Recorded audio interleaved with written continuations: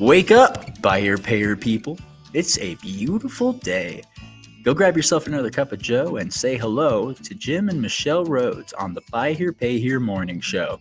Take it away, you two. Good morning, everybody. Hey, yeah. Happy Wednesday. Happy White Wednesday. Hat White Hat Wednesday. This is our year anniversary for White Hat Wednesday. Yeah, we think so. It should have been June 1st. Well, I mean, we had it. We celebrated our first year couple of weeks ago. Yeah. For our first broadcast. And again, I mean, I'm proud of us. Yeah. That we have not missed a Monday, Wednesday, or Friday since we started. True. So I'm proud of us. Yeah. Yay. Just showing up. It's kind of fun. It's just, is. we're just talking about the stuff we always talk about, right? Yep. So exactly. The only difference is we turn on the microphones. Exactly. So, glad you folks are here. Yeah. Please let us know where you're tuning in from this morning. We always like to know where folks are. And listen, we, if George Spad is listening, we don't need a weather update from Florida. We know what the weather's like in Florida. So it's actually, though, we were commenting this morning about how in Utah it's dry. So there's, not a lot of humid, but it's just so nice in the morning. Yeah, so nice right now. It's cool. And you got you got some moisture in the air, but it's just nice and cool and drier. So yeah, it's good stuff. Yeah. We've definitely been enjoying coffee out on the patio and all that good stuff. Yep. We Bill Elizondo's in town. Yeah. So he's coming over for dinner tomorrow night to enjoy the patio. Yeah. Too. So looking forward to that. Hope the weather holds for that. Yeah. Hope the weather holds for that. Yeah. Exactly.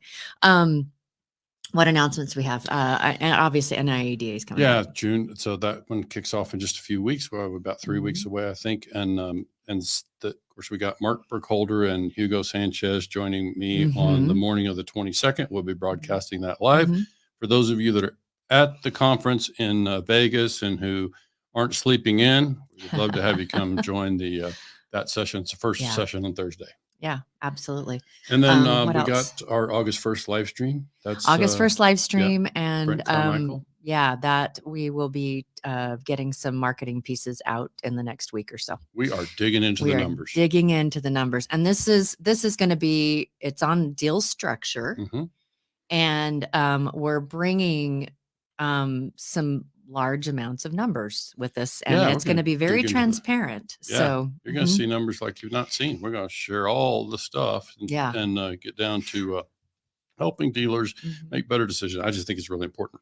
It's always important, and now especially, it's just a tough time and cost of cars high. So we got to make the best possible decisions we can on deal structure. Yeah, I think it'll be really powerful because it's going to be across a lot of different segments within the industry, and we're going to be looking at what are the things that are working. What's really working well in across the nation. Yeah. And then at the end, let's take a minute before we close up today. We'll talk about our event in September as well. So got a big thing to talk to you about for our September's Are we ready to bring in?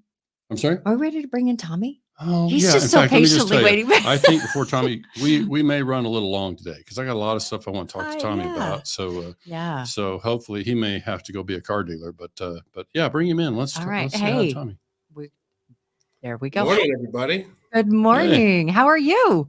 I'm doing great. Yep. How's business? Another dry, sunny day, and business is horrible. Oh, yeah.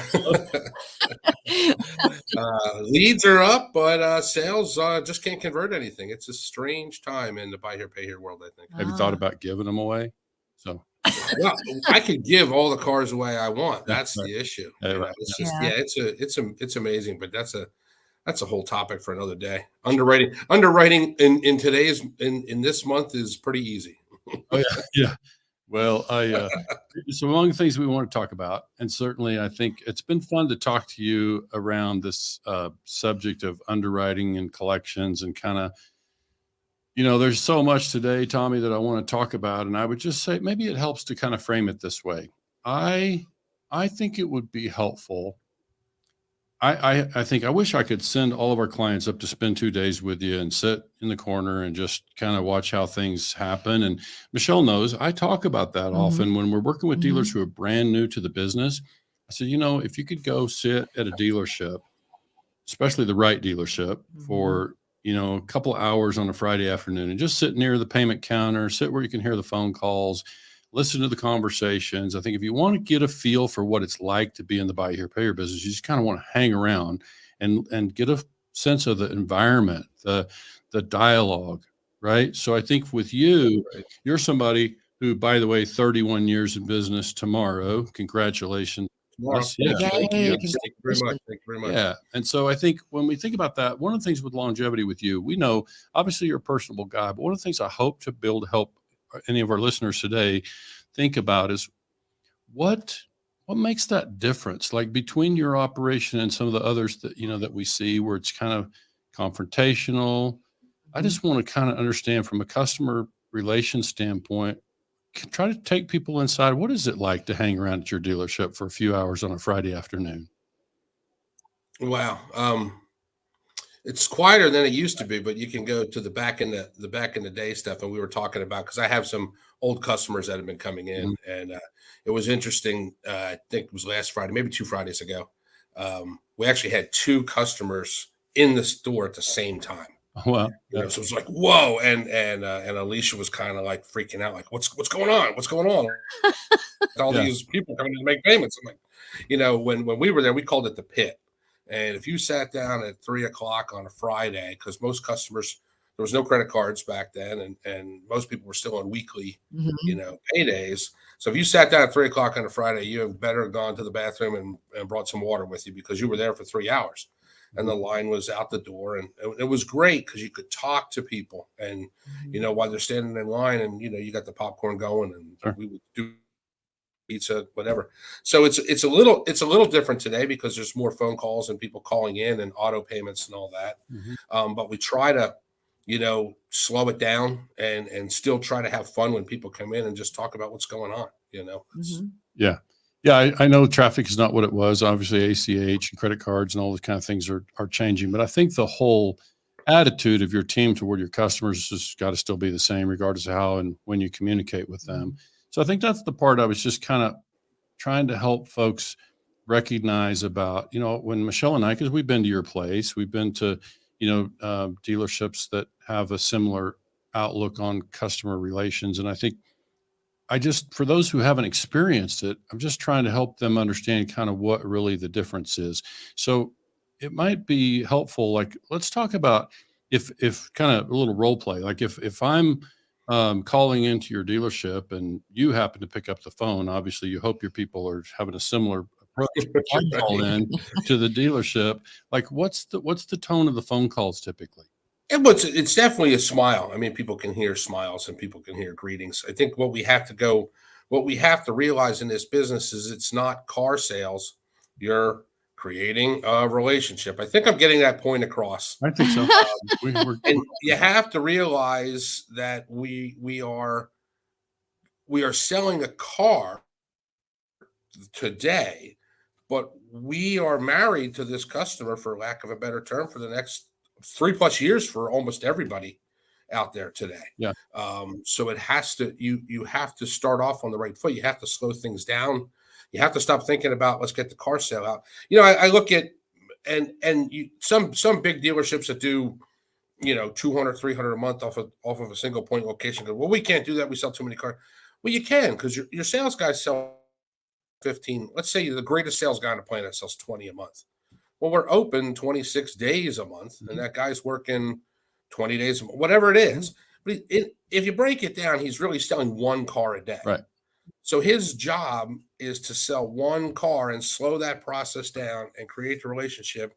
And, if you want to come in and knock it out and say, yep, got him out in 45 minutes, that's all well and good. But what are you going to do the rest of the day when you could have spent that 2-3 hours with that customer? And some are, you got to feel it out. I'm not, not everybody hangs out for 2 or 3 hours, but you got to slow it down enough to where the people, want to create the relationship. I keep going back to that, but that's what it is.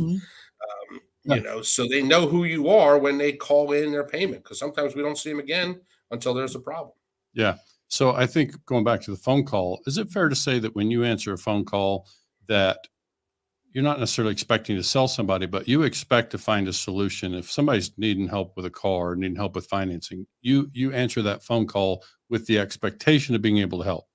Yeah, you're always listening on the phone call. Yeah. You don't answer a phone call and have your script ready to go. You're always listening when that call comes in, whatever it could be. Yeah. And then you react with how it is. And usually, if it's a repair, oh man, that's horrible. We can, let's what we can do. Let's start from square one. Where's the car? Blah, blah, blah, blah, blah. Or somebody wants a car. Hey, great. That's fantastic. And it's kind of get the ball rolling there.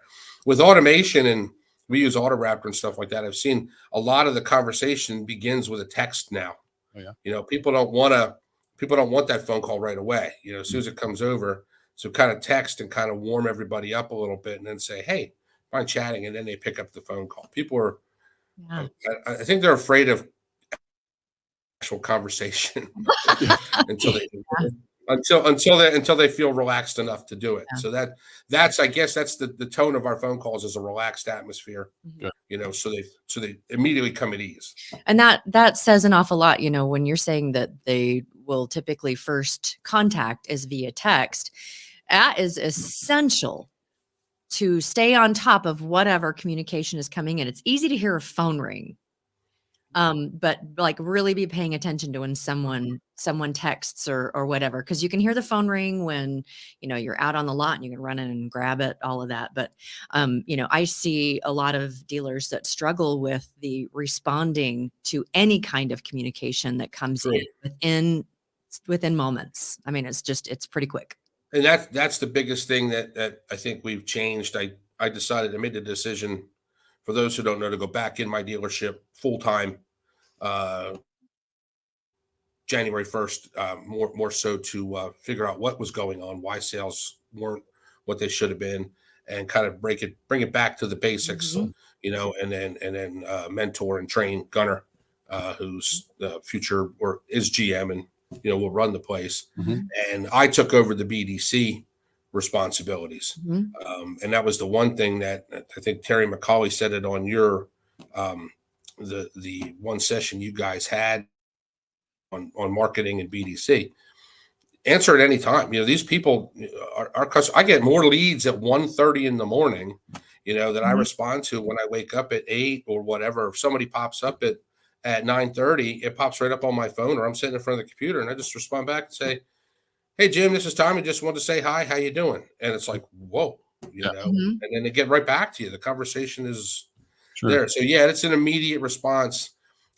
When I shop other people, the AutoRaptor, the auto responses and the AI chats and all that stuff drive me nuts. I understand they're necessary for certain applications, but they drive me nuts. Yeah.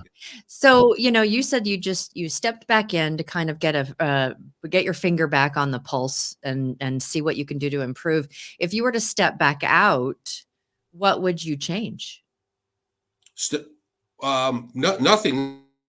What I stepped back into was I found that we had, I would change. I think Gunnar has learned a lot more on how to keep the energy up in the dealership and talk a little bit. And really, when I would go to hire the next salesperson, it would really have to be an outgoing person. I had people in, but if you're looking for people trying to put pay plans together for sales guys and buy here, pay here, are looking for the wrong person. You need somebody that can just shoot the breeze like we're doing. You can teach this. If I can learn this and do it for 31 years, I think pretty much anybody can. So for listeners, the audio keeps dropping out. I think that's our auto muting feature. When Tommy's using foul language, it automatically mutes the. I haven't even used any yet. Morning spring. No, I got my "Don't be Amanda" little sign over there. We're having a little bit of a streaming kind of delay there, so it's all good. Yeah, so I think we can read between the lines enough. So, but yeah, that's good stuff. I think. So back to the phone calls one last time. Are you doing much qualifying on the phone? How does that? No. Okay. Yeah. Well, our qualifying comes down to: do you have a valid PA driver's license? Do you have proof of income? And do you live within an hour of the dealership? Yeah. So you're already pre-approved for those. So you probably almost don't have to ask because most people are going to meet that Right. qualification, right? So it's like you don't have to spend a lot of Correct. time on it. Also, let you get right into just kind of talking Mhm. to them, getting to know their situation, their needs. Yep. So that's good. I think that's part of what we think is different. One of the things, Tommy, that I was just sharing with Michelle this morning is that, we talk to a lot of dealers in lots of pockets of the country, and often when we go out and do on-site visits in particular, we'll hear people say, Jim, I think what you might not understand is our customers around here are just different. And we've been doing this long enough to say, you know They're what, your not. customers are not They're different. not. They're the same. And so I think just as a fun way to think about it this morning, I was thinking, if you took Tommy Brandis and dropped him in a dealership in Houston, Texas, he would have similar results there. California, just, the point is that the Mhm. customers that are in the segment that we serve have similar struggles, have similar, circumstances to folks anywhere. Their dialect, their accent might be a little different, but Mhm. other than that, there's just not any difference. So I think when we work with dealers, we ask them to kind of let's dismiss that. Let's not spend any time there thinking that our customers are Right. different or our customers are more of a problem. In reality, they're the same. We just need to figure out how to adjust some of these things. So that's why I wanted to dig in this morning and talk about. I kind of want to move on to the customer or the subject of trust. And I didn't really prepare you for this, but I would just say that one of the things I'm aware of is, I feel like your customers trust you. And I'm interested to know what you can share about how you've created that trust. I think we try to be genuine. Usually it's what you see is what you get with me, and you know how I feel about you pretty quick. Yeah. But no, I just think we just kind of break it down and get on their level, and just just show them that we're here to help. Right. Mhm. And yeah, the cars cost more and this and that, but this is why. Guy we sold yesterday bought a car from not a competitor, but sold a different type of car, sold a lower ACV car, a couple different, and I understand it completely. Then he came in and our prices are higher, but they get this and this and this and this, and that's why they're higher. Mm-hmm. And they're like, wow, where we pull out the Carfax or we pull out the inspection form, and they're like, yeah, I would, I guess Gunnar and I talk about it more, and the more honest you can be, the easier this is because it's just wide open. Why want a reliable car? I want you to have a reliable car too. But guess what? In the next 3 years, that car's gonna break. Yeah. I'm just gonna tell you, it's gonna break. Mm-hmm. And yeah, you are paying. Your prices are high. I said, yeah. So is everybody else down the strip. Mm-hmm. Okay. So let's get through to what we really need. What we really need is I need a car and I have bad credit. Can you help me? Yeah, sure. Let's go. And then it's game on. They're like, wow, okay, cool. Yeah. Well, and it sounds like your transparency, honesty, transparency, and that 100%. and that you listen too, and I think that is a skill that some people have and other people have to learn, but listening, I think, is for me has been one of the best trust setters. People just want to be heard. Yes. They want you to acknowledge, this is my situation, this is this and this, and instead of like push the sell, or they'll come in with a problem and it's like, can't help you, or it's an automatic listening to respond but not listening to understand. Right. Yeah. And that's what I've always said. I listen, and I've honestly never sold a car. I've never sold a set of any other jobs that I've had in sales. I've never really sold it. I just listened to what the customer wanted and then provided it. Yeah. So if that's called sales, maybe it is, but I never really sold. Yeah. Go ahead. There was there's something that we've I think that you've been on the show and we've talked about it. I know that we have talked about it personally, and you mentioned that you're basically approved if you've got a license, a job, and what was the other thing? Proof of income. Proof of Yeah, income. proof of income, and live within an hour. Within an hour. So one of the things that you've said too is that that there's a differentiator of spinning up or spinning down. Can you talk to us a little bit about what that means? Well, I guess what it comes down when I look at people, we talk about underwriting, and what's underwriting criteria. Well, they gotta be 6 months on the job, 6 months at a residence, make 1,800, whatever the numbers are, whatever. Mhm. And I kind of look at that and go, sometimes, so what if somebody walks in and they sit down with a salesman and they're 4 months on the job, 3 months at the residence and make 1,700? You just broom them? Well, there's sales guys out there that will broom them. What I'm talking about is bring them in and listen to why they've only been there for 4 months or why they've only been there for 3 months.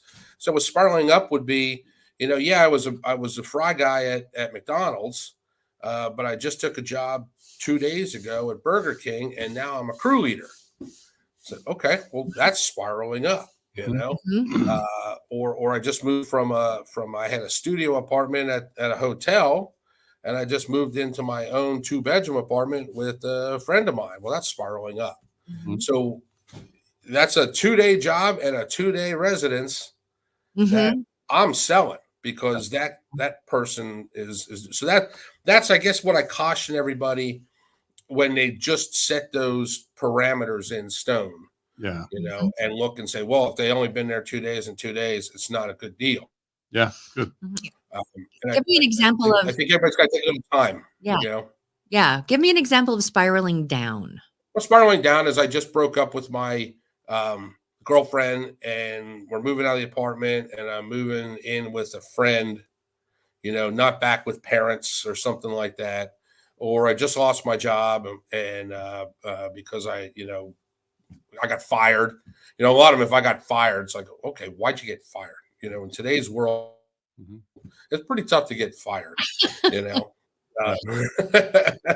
So things like that, when you hear them, and they use kind of key phrases like that, that would be, spiraling down a little bit. Yeah. And they might have plenty of money.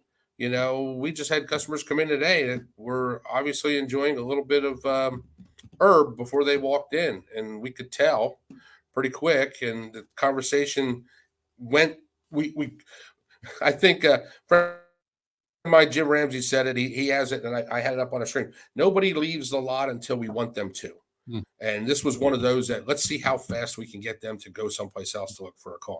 And she sent a message in this morning on Autoraptor at 7:30, and I answered her at 8:00. And we set an appointment for 9, and by 9:10 they were already off the lot. So you can see a spiraling down or a spiraling up.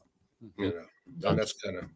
So I think what kind of started that conversation a week or so ago, we had a little thread on this in the success group, I think, and we were talking about this thing about underwriting, how good collections can overcome maybe questionable underwriting or deals that somebody else might not do, and that you chose to bring in. And I certainly get the premise. I think you're not necessarily saying that we shouldn't have underwriting. We just should, in addition to the underwriting, we should understand, have flexibility.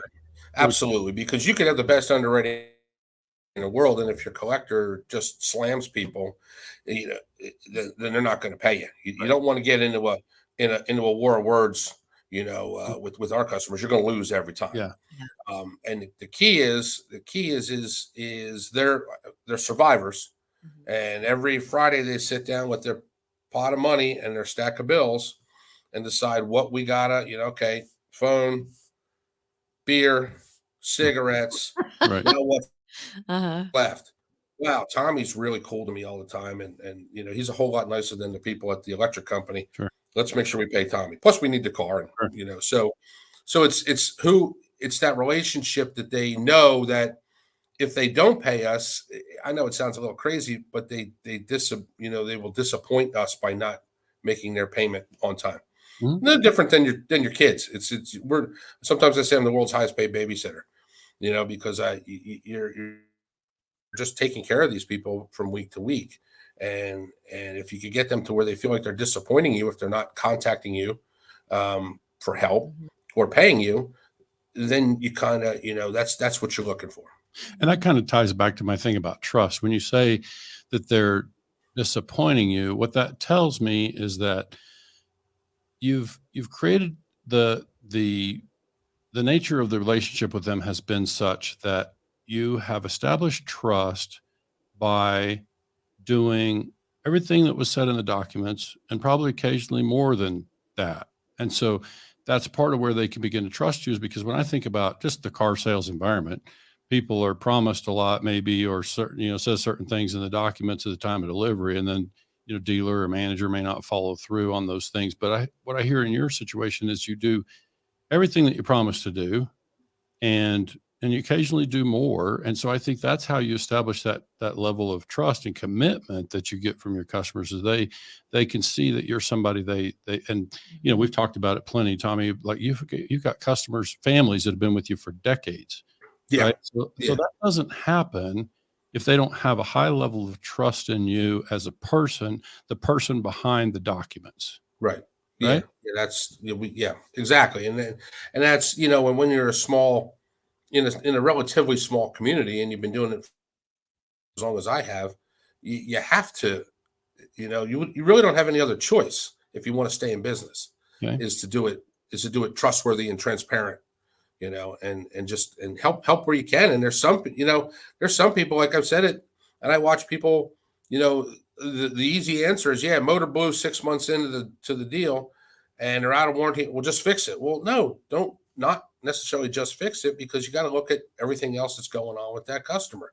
Yeah. Usually you're going to be the bad guy at some point in the loan until it pays off. So sometimes it's better to be the bad guy before you put a $4,000 motor in a car, and then something happens 2 weeks later. Then, you can be the bad guy and have $4,000 in your pocket, or so there's different situations. And sometimes when you're brutally honest like that with the customers, look, I can't help you. You destroyed the car. You drove it 20,000 miles. It needs tires, it needs brakes, everything. The motor's the least of your worries. So I'm not going to help you. Yeah. And whatever. But a lot of times they just, yep, I understand, and kind of go on. It's hard to, like you said, you kind of got to be here. It's hard to explain it because it just flows so naturally for me, and for people around me, that it's different. And I'm not saying it can't be done. I'm not saying what I do can't be done anywhere else, because it can be.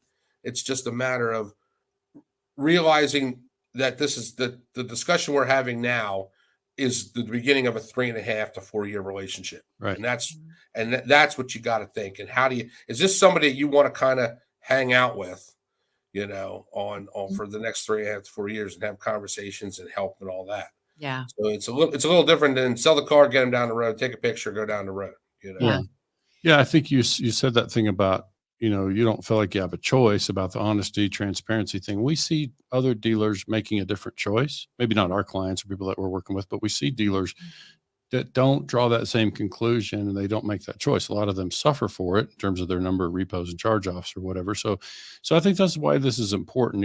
Michelle and I are finding it important to add these kind of conversations to all those conversations about ACV and markup and term of loan and all the stuff that is the mechanics of a buy here, pay here operation. We just know it's important to dive just into math. Yeah, math. Yeah. And you mentioned 3 or 4 years. We've been really pushing. How about we aim for 10? And that means you're going to have multiple cars. Sure. So let's aim for 10. And, and if you can get them to like you enough that they want to purchase the next car from you again, that is like a super win. That's the best kind of win. Yeah. Not just paying it off, but it's like, oh, let's get you into another car. Okay. What can we do for you? Right. Yeah. And it kind of, it creates that sort of situation where it's easy for you to show up with that customer when they step into a relationship with you. And now 6 months into it, there's a problem. And when you show up as the dealer, or Gunnar as your manager shows up and says, look, I'm prepared to do my part. Are you prepared to do your part? You just show up. You're very consistent. You show up. I'm prepared to do my part. I'm prepared to do my part. And obviously the customer can have some role in that. But it's just like, that's the part that I think really creates that trust, is that you're just consistent. You're reliable. You show up. You do what you say you're going to do. And you help where you say you're going to help. And that's kind of the difference, I think, in customers being connected to you. That's the thing that we kind of try to help dealers understand, is how to create that level of connection with the customer. And especially it's more difficult now with ACH being what it is, and text message is not the same, and so there's things that we're having to manage, but we know the relationship is still going to be important. If it's just about a car and the dollars and that's it, and the documents, then it's going to be hard to make it to the end of the loan. Yeah. That's then you're in a different buy here, pay here model. Yeah. Than I want to be in, and that's fine too. That's why there's companies out there that handle collections for people. I get it. That's cool. I've said what I do is not a one, my way or the highway. I understand, all the different ways to do it, and I love them all. I'm just a fan of this whole game. Well, it works for you. Yeah. But this is what works for me, and this makes me feel good, and I know I'm doing my best I can do to take care of a customer with a, that I'm selling a car that, a 12-year-old 100,000-mile car that they're not going to take care of. It's going to break. We got to figure it out. So, this is the way I figured out how to do it. Yeah. Yeah. And I know you said you also like that you just can walk in the grocery store without fear of being punched. Yes, right. Yeah. It's it is a little bit of a peace of mind there. Yeah. One of the things we talk about, and we can start to wrap up here, but one of the things we talk about, Tom, is we try to help dealers and ask them to think about, what does it look like for you to feel like you can say that you're an asset to your community? Because when you think about how does that look? Like, what's it even? So, we think of you as an asset to your community up there. I think of people that do business with you, the tire shop, all the people that have known you over the decades, like your business and you are an asset to your community. So maybe we can wrap up by just talking about that. Like, what do you think? How do you think you're perceived in your community? I think it's pretty well. I haven't had any issues being in my. It was a little different when I was in Allentown, but and Telford was where we opened, which is about 5-6 miles south of Quakertown. But Quakertown is my home. Mm-hmm. This is where I've grown up, where I went to school, where I played baseball, where I sponsored the baseball teams or the football teams, and we try to do our best to help where we can, there's never any. You have the neighborhood pages. On Quakertown neighborhood page on Facebook, and people ask, where can I get a car? And you always go, or where can I get my car fixed or something like that? And there's go Tommy, and there might be somebody on there that jumps on and says, I went there and the cars are junk, blah blah blah, and then 3 people underneath go, wait a second, I bought 3 cars from him. Like, you get defended on Facebook, which is really cool. Yeah. So I guess that makes me feel like I know I'm doing the right thing, in town, and Right. keeping the place clean and keeping it looking, having a little pride, your marketing, your store, making it look like you want to be there. There's a lot of car dealers up and down our strip that don't look like they want to be there.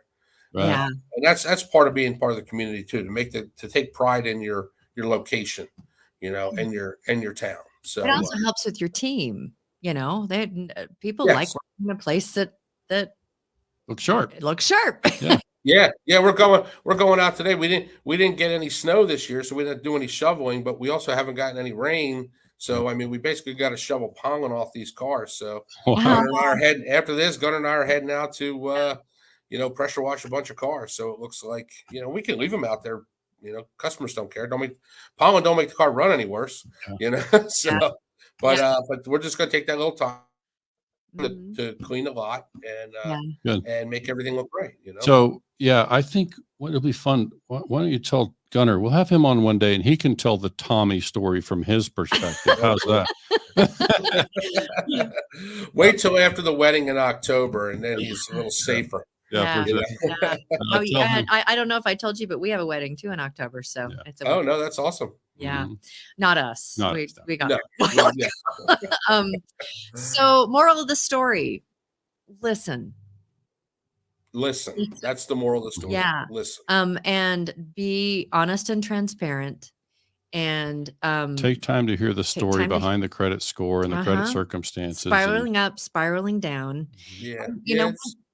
It's simple, and it's hard. It's hard as owners who, and I was away for the business for a long time. And obviously it doesn't, I guess as owners, you can say, well, I can't make sure my employees are doing that all the time, but you got to make sure you're hiring the right culture. You know, I say hire the attitude, hire the culture, train the job. But you have that's kind of the moral to the story, is to make sure you got the right people in place if you're not going to be there. It's a little different for me now in the past 6 months because I've been here again.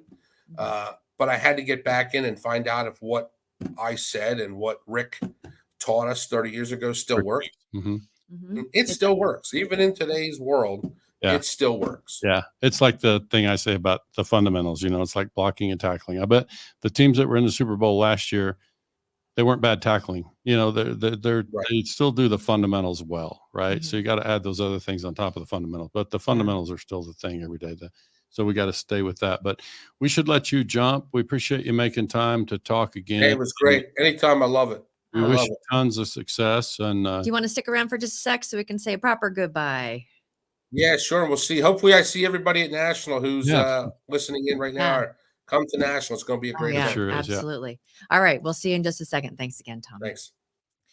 All right. Well, good stuff as always. Good stuff. I mean, some really actionable type things too that, you know, it's about listening. It's about those it's things. so hard to articulate, but I hope we did some good. Tommy just recorded a training video for his people. I mean, that's everything we talked about here. Exactly. Stuff that can be helpful to them. So, all right. Have a great Wednesday, guys. Thanks. We will see you Friday. you on Friday.